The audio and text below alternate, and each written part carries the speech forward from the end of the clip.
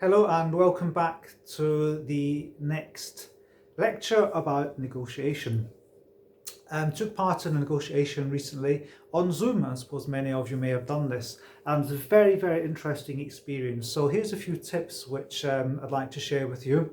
Some are obvious, some are less obvious, and they're certainly very practical indeed, as I hope all my advice is. But some advice is even better than other advice. So here we go.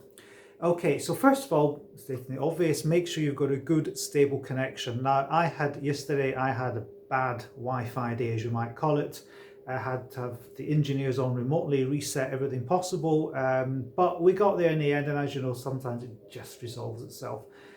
It was problematic for one of the meetings I was in yesterday, and I had to leave it. You can, of course, dial back in, but if you want to be in the room, it's an issue. So make sure your connection is stable, and if you cut in and out, don't be ashamed or embarrassed to say, "No, my connection was poor, I lost that, please can you repeat?"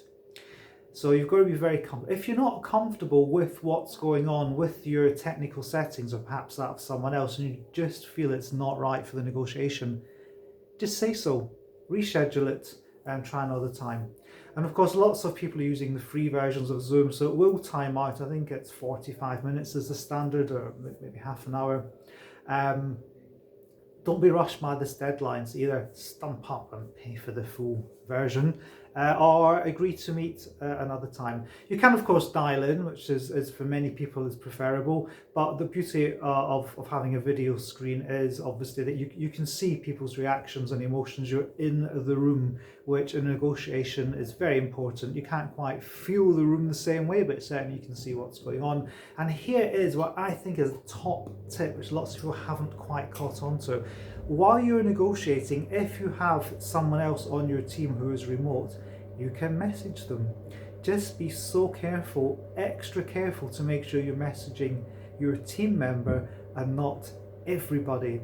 But you can get messages through. You can ask them to change your line of questioning. You can say that's a good line you're on, push them harder.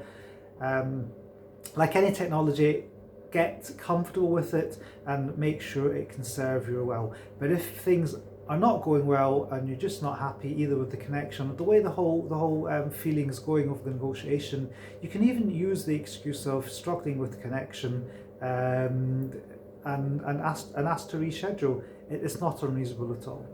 Thanks for listening. We'll have more tips and advice for you next week.